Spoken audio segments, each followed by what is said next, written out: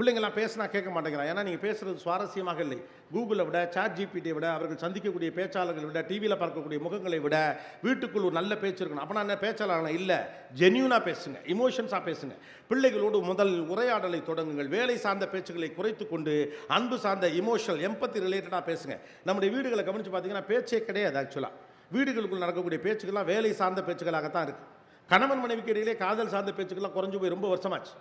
EMI கட்டியாச்சா, சொந்தக்காரங்க கல்யாணத்துக்கு போனால் எவ்வளோ மொய் எழுதணும், அவங்க நமக்கு எவ்வளோ எழுதுனாங்க, நோட்டை எடுத்து பாரு. அந்த வீணா போனவன் எதுக்கு பத்திரிக்கை வச்சான், நம்ம போனால் வரிசையில் நம்மளை உட்கார வைப்பானா, அவன் நம்மளை அசிங்கப்படுத்தவனாச்சு. அவன் கொழுந்தியா கல்யாணத்துக்கு நான் ஏன் போகணும், என் கொழுந்தியா கல்யாணம்னா பரவாயில்ல. உன் தம்பி வந்தானா திருட்டு பைய, உங்கள் தம்பி மாதிரி ஒன்று என் தம்பி கிடையாது.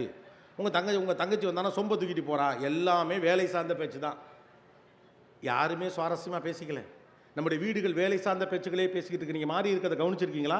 நீங்களே மாறிட்டீங்க. அப்போ பிள்ளைகளிடம் அதான் பேச்சு.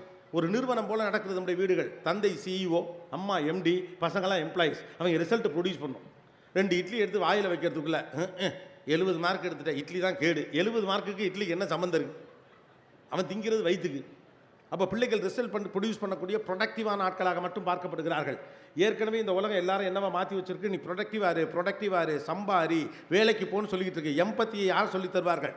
இனிமேல் கருவிகள் செய்ய முடியாத விஷயத்தை செய்கிறவன் தான் வெற்றியாளன். அவ்வளவுதான். One line direction.